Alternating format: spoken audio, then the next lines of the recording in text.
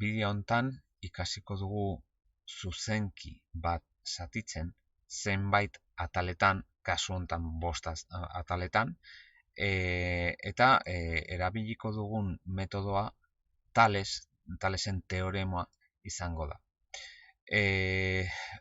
Thales aplikatzeko, bai A puntutik edo bai B puntutik, aukeratu behar dut horietako bat, trazatuko dut inklinazio arbitrarioko lerro bat. Hau da, nahi dugun inklinazioarekin. Lerro honen gainean errepikatuko dut neurri berbera bat bestearen atzetik, eta zenbat aldiz errepikatu behar dut. Begiratu behar dugu zenbat ataletan zatitu behar dugun hasierako zuzenkia. Adibidez, hemen 5 ataletan zatitu behar baldin badet A, B zuzenkia, neurri hori, nahi dudan neurria, errepikatuko da 5 aldiz. 7 ataletan, adibidez, zatitu behar baldin badet, errepikatuko dut neurri hori bat bestearen atzetik 7 aldiz. Beraz, hartuko dut konpasa, A zentrotzat hartuko dut, zuzen erdi honen hasierako puntua, eta hemen trazatuko dut bat bestearen atzetik nahi dudan neurria, neurri arbitrarioa, baina beti mantenduko dut neurri berbera errepikatzean. 2, 3,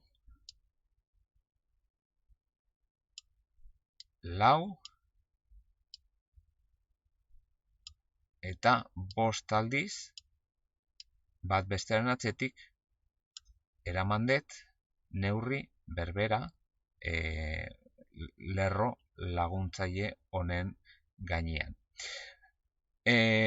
Neurri horik errepikatuta gero, lotu edo elkartu behar dut eskuaira eta kartaboia erabiliz, azken neurria, horietako azken puntua, beste erpinarekin, zuzenkiaren beste erpinarekin, kasu honetan B puntuarekin. Beraz, kokatzen dut eskuaira, kasu honetan nik bakarrik badaukat eskuaira, zuen kasuan eskuaira eta kartaboia erabiliz, eta elkartuko ditut bi puntu horiek. Beste puntu guztietatik trazatuko ditut paraleloak. Beti gogoratu hauek diela lan egiteko lerroak, eta hobe dugula pasatzea. Hola, askoz hobeto zehaztuko ditugu puntuak. Paralela guztiak ja trazatu ditut, paralela guztiak hemengo puntuetatik, eta paralela hauek ematen digute emaitza. Hau da, zatitu dut A, B zuzenkia, 1, 2, 3, 4, eta 5 ataletan, neurri berberakoa. Hau da dena, eskerrik asko, edozein gauza galdetu.